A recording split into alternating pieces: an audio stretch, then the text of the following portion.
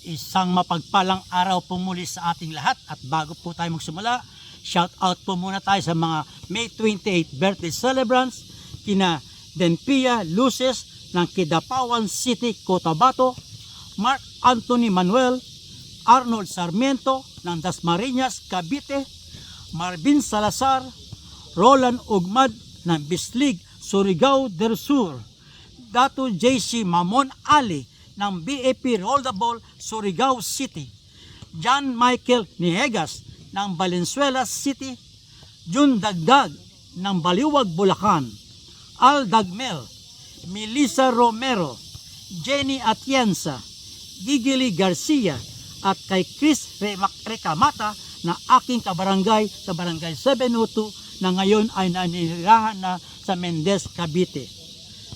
Yan din po sa mga May 29 birthday celebrants, kina William T. Go, my brother in Christ na nasa Queens, New York, USA.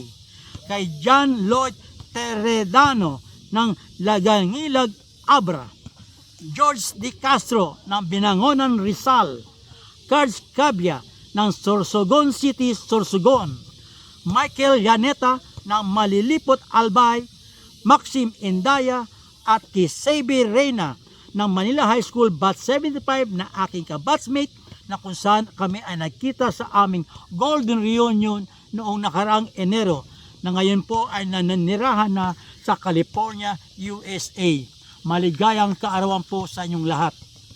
Ganun din po, happy wedding anniversary to Riol Regala Barrera and to his lovely wife Rowena Barrera ng Barangay 702. Stay forever and be blessed to both of you. Ganun din po, happy wedding anniversary din po kay Coach Milton Yu ng Uno High School and to his beloved wife Jennifer Marie Yu. Be forever and be blessed in the presence of our Lord God to both of you. Happy wedding anniversary po. Ang ating po tatalakayin sa araw na ito ay ang patuloy na pagtalakay sa act of shooting. Tatlo po ang ating example. Ito po ang unang example. B1 fouls A1 in the act of shooting. After being fouled, A1 passes the ball. Yung B1 po ay nasa act of shooting. Nung na-foul siya, imbis na itira niya, ipinasa niya ang bola. So ang interpretation ng FIBA, A1 is no longer in the act of shooting. The game shall be resumed with a Team A throw-in from the place nearest to where the foul occurred unless Team B is in the penalty situation. So, wala pong act of shooting, wala sideline throw-in po. Doon po sa nearest place kung saan nangyari ang foul. Unless po kung penalty na. Kung ang Team B ay may after the 4 team foul, nag-commit na ng 5 team foul, magkakaroon 2 free throw si A1. Dadako naman pa tayo sa example number 2. A1 attempts a shot for a 3-point goal. The game clock signal sounds for the end of a quarter. The ball touches the court and then enters the basket. Yung A1 po, nag-attempt sa 3-point goal. Then, ang bola sa area, tumunog po ang game clock signal sound na tapos po ang quarter. Ang bola tumama sa court at pumasok. Ang sabi po sa interpretasyon, A1's goal shall not count. A shot for goal ends when the ball touches the court.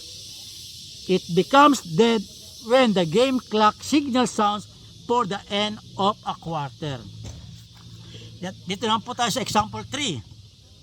A1 is in the act of shooting in the 3-point goal area.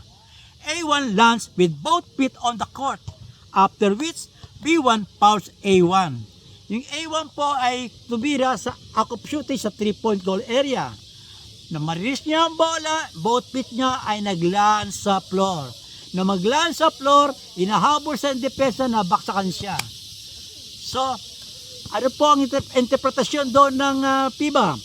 The act of shooting ends when A1's both feet lands on the court. Bumaksak na po kasi ang both feet niya. Kaya tapos na po ang kanyang act of shooting. However, if the shot is unsuccessful, the game shall be resumed for Team A's throw-in. in the place nearest to where the foul occurred unless Team B is in penalty situation.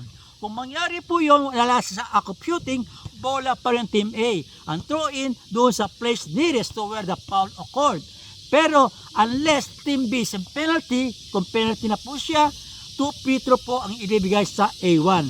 Hindi siya pwedeng bigyan ng 3 free throws. 2 free throw lang dahil po wala na po siya act of shooting, penalty lang po, kaya 2 free throws po. Furthermore, sabi niya, baskets shall count if successful. The game shall be resumed for teams A throw-in at the place nearest to where the foul occurred unless Team B is in penalty situation. Okay? Pero yung pong nangyari, pumasok po ang bola. Nung pumasok ang bola, since ang bola, both feet niya sa floor na, nabaksakan siya, wala pang bonus free throw. So, foul registered, foul sa B1, then bola pa rin ng Team A. Ang throw-in sa nearest place where the foul occurred. Unless kung ang Team B ay penalty situation, si A1 bibigyan ng 2 free throw. Maliwanag ko pa tayo doon.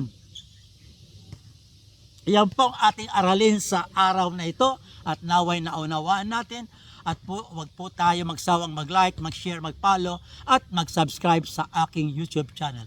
Ito po ang inyong abang lingkod, former FIBA referee Eto Camarongan. Hanggang sa muli. Bye-bye.